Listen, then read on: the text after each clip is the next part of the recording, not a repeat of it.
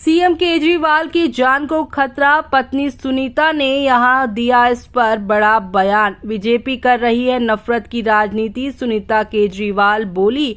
अरविंद केजरीवाल की जान को भी है खतरा। चलिए जानेंगे खबर विस्तार से। तब तक आप हमारे चैनल टीसी न्यूज चैनल को लाइक एंड सब्सक्राइब करना ना भूलें।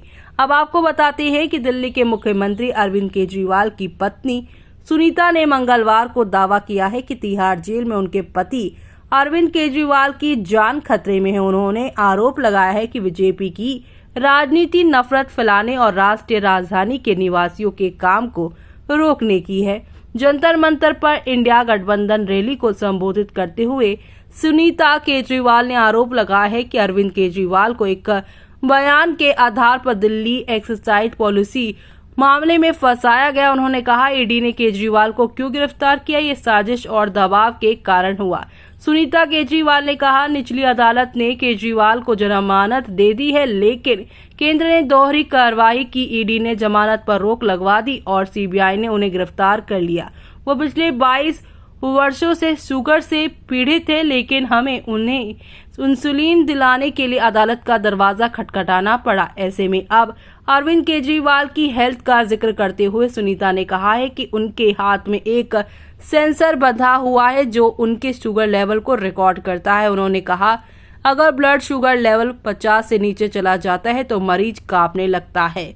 जब केजरीवाल घर पर थे तो ऐसा 5 महीने में एक बार होता था और हम उन्हें स्थिर करने के लिए कुछ मीठा देते थे, लेकिन कुछ दिन पहले हमें पता चला कि जेल में उनका शुगर लेवल कई बार कम हो गया है। सुनीता केजरीवाल ने कहा, हम भगवान के शुक्रगुजार हूं कि उनके साथ कोई अनहोनी नहीं हुई। उनकी जान को खतरा है। हाल ही में उपराज्यपाल साहब ने एक पत्र लिखकर कहा है कि मुख्यमंत्री जानबूझकर कम खाना खा रहे हैं, ये कैसा मजाक है।